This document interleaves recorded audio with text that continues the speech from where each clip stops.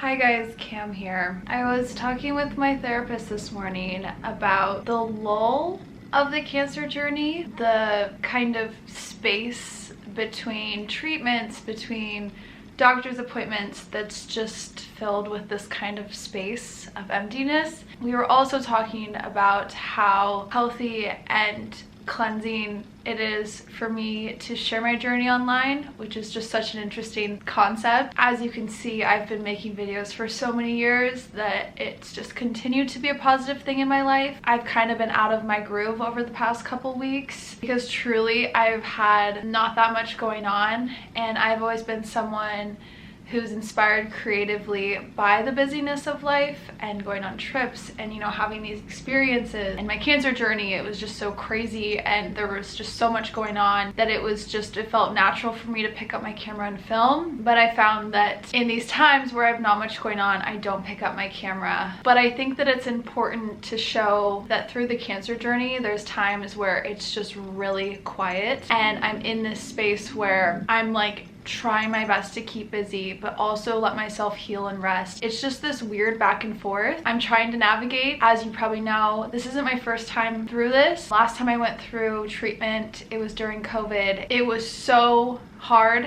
and the whole world was shut down and in isolation, but now the world is continuing to go around me and I'm just in this stagnant place where I just have to focus on healing and getting better and resting. While I'm still feeling okay, I want to keep living and having these experiences and even doing just simple little things day to day that just keep me sane and keep me going. So I really have no plan with this video. I just kind of wanted to capture this moment where I just truly don't have a lot going on and I'm just always thinking to my next chemo session. I try not to think too much ahead of the stem cell transplant because I just know that that is going to be the hardest thing ever, both physically and mentally, and also just like give myself time and space to have this because I don't know, I just am such a busybody that it is hard for me to just slow down and be okay with not much going on. I can't work right now because my job is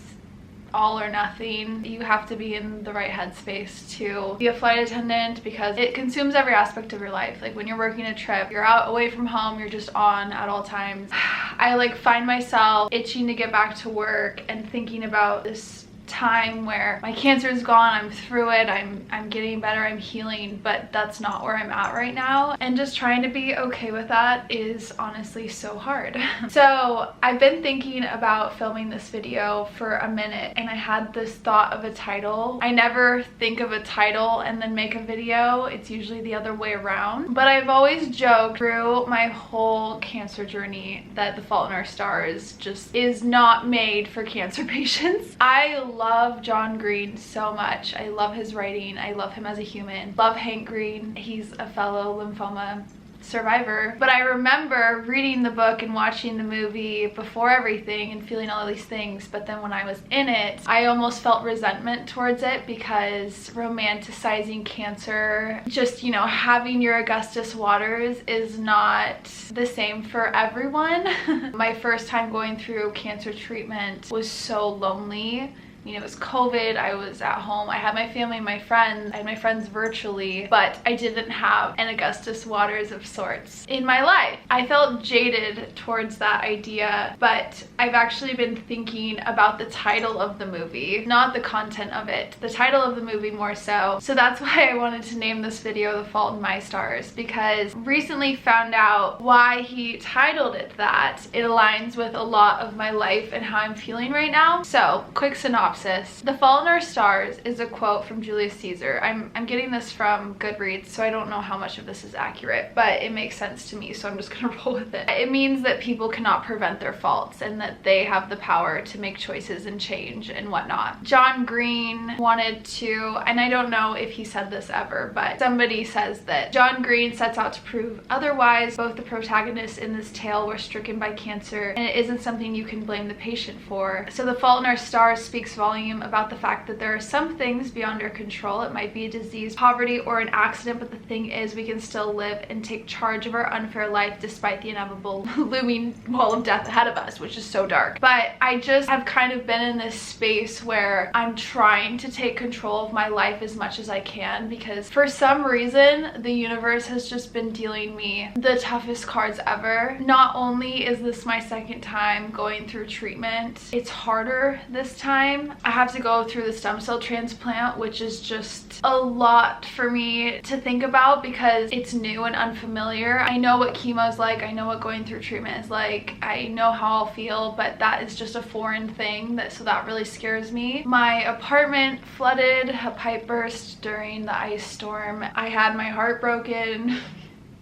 which I'm just still healing from. I just feel like I've been dealt these cards over the past couple months. I just feel so not in control of my life that I'm yearning to find the little things that I can control, if that makes sense. So I really like the idea of the fault in my stars, meaning the universe is dealing these things that I literally can't control. My doctor told me that my cancer diagnosis was bad luck, and now my relapse is just an extension of that. Pipe burst and flooding my apartment, or somebody choosing to walk out of my life when I need them most. These things I can't control, but I need to focus on the things that I can because I will spiral otherwise. So I just kind of wanted to sit down and just explain that I'm truly just doing the best I can right now. I feel like I'm hanging on by mere threads. I can't even cry. I think I talked about that in my relapse video. I really haven't been feeling my emotions much lately, which is hard because I want to just scream cry, in Tana's words, because she always says that she's scream crying. But I also recognize that that is just my body's way of coping and protecting myself. So I'm just trying to focus on the things that I can control. Go out on a walk, go to yoga, get up, make a coffee, read my book, like just the simplest of things. Go on a trip when I can. My doctor approved me to travel still because my immune system is okay. So I went to Hawaii last week and it truly was the best thing. Like the fact that I'm still able to keep my flight benefits is truly the one thing keeping me afloat right now. Going to a place like Hawaii that's so beautiful, just has a slower pace of life where I can just sit on the beach all day and read my book and feel content with that. It was just a really good reminder that it's okay that I don't have a million things going on right now. I'm just such a busybody that it's hard. But staying in control of the things that I can control is just so important. And recognizing that I just need to focus on healing and give myself space to rest. It's just such a fine line between boredom and rest when, you know, I'm not working. I'm just in a time where I'm just trying so hard to focus on the good.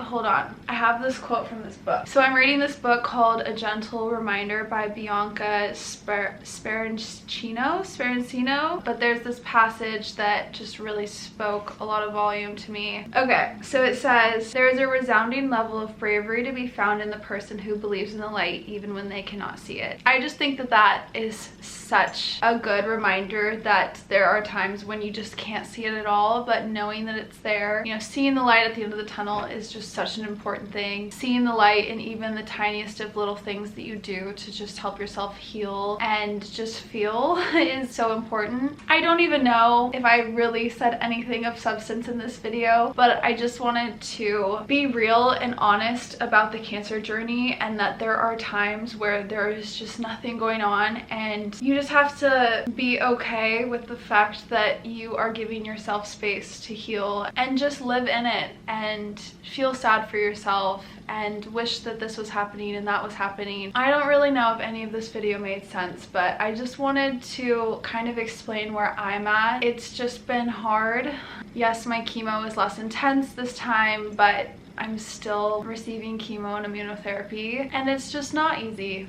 And it's a process, and every day looks so different. Grasping on to all of the little things that are buoying me and keeping me afloat right now, that's where I'm at. I just rambled for 16 minutes into my camera. I want to end this video just by saying that I'm truly just trying my best and I'm hanging in there. And I feel like anyone who's gone through this process or are going through it right now, they probably understand this lull, that it's just kind of this quiet space where we're just trying to navigate and do our best and live our life, but also take care of ourselves. And it's just this back and forth that is just hard. I'm focusing on the good and looking for the light, or knowing that it's there even when I can't see it. Oh man.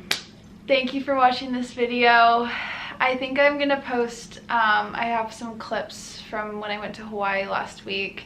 So I think I might make a little video of that, because I just truly was able to get out of my little bubble and just be in the ocean and feel so grounded. I'll probably post that next, but I hope this made sense. The rambling, the trying to explain this space in life where it's just kind of weird and different and slow paced, and just focusing on healing and getting better. It's not easy for us busybodies. I need to keep making videos because this is something that fills up my cup and makes me feel so good and allows me to be creative. So I'm gonna keep doing that. I love you so much. Bye. Bye.